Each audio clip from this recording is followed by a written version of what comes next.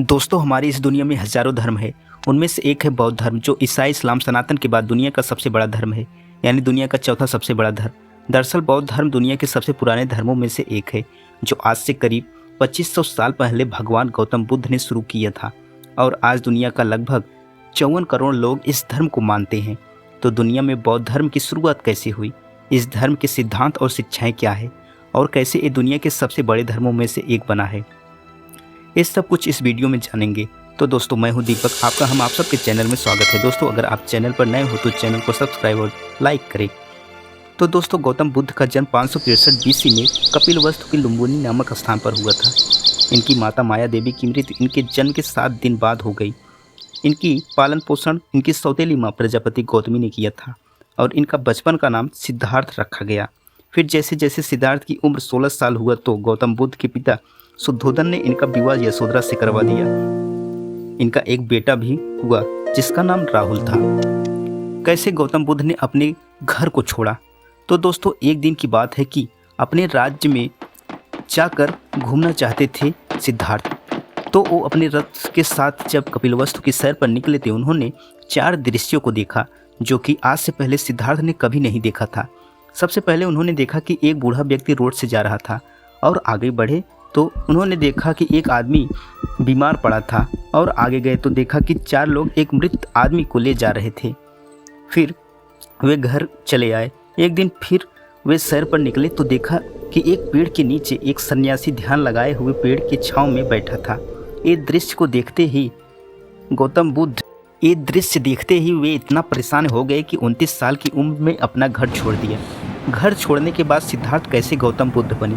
घर को छोड़ने के बाद सिद्धार्थ ने अपने पहले गुरु, उनका नाम था अलार कलाम, से एक सब्जेक्ट में शिक्षा ग्रहण किया जिसे हम सांख्य दर्शन के नाम से जानते हैं।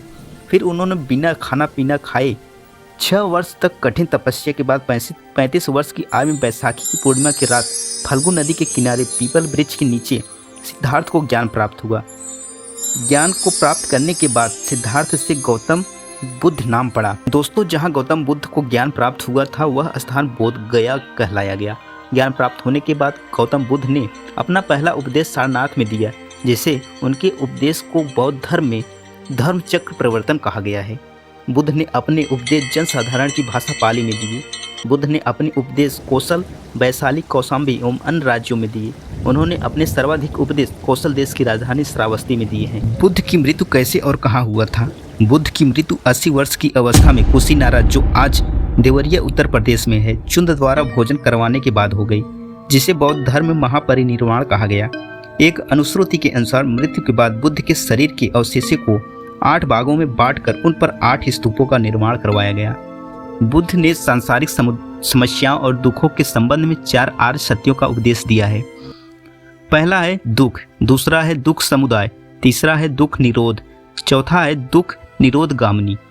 बुद्ध के अनुसार बुद्ध ने निर्वाण प्राप्ति के सरल बनाने के लिए निम्न 10 कार्यों पर बल दिया है, जिनमें से पहला है अहिंसा, दूसरा है सत्य, तीसरा है चोरी न करना, चौथा है अपरिग्रहण, किसी प्रकार की संपत्ति न रखना, पांचवा है मद्य सेवन न करना, छठा है असमय भोजन खाना न खाना, सातवां है सुखप्रद बिस्तर पर नहीं सोना, आठवां है धन संचय न करना, नवां है स्त्रियों से दूर रहना और 10वां है नृत्य गान से दूर रहना।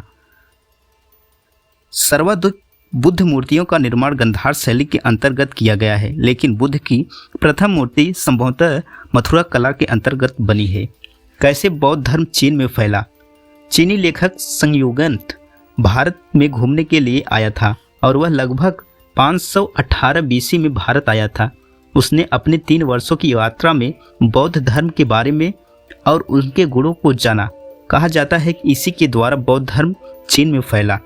तो दोस्तों, अगर वीडियो पसंद आई हो तो चैनल को सब्सक्राइब और लाइक करें। फिर मिलते हैं किसी और विषय पर।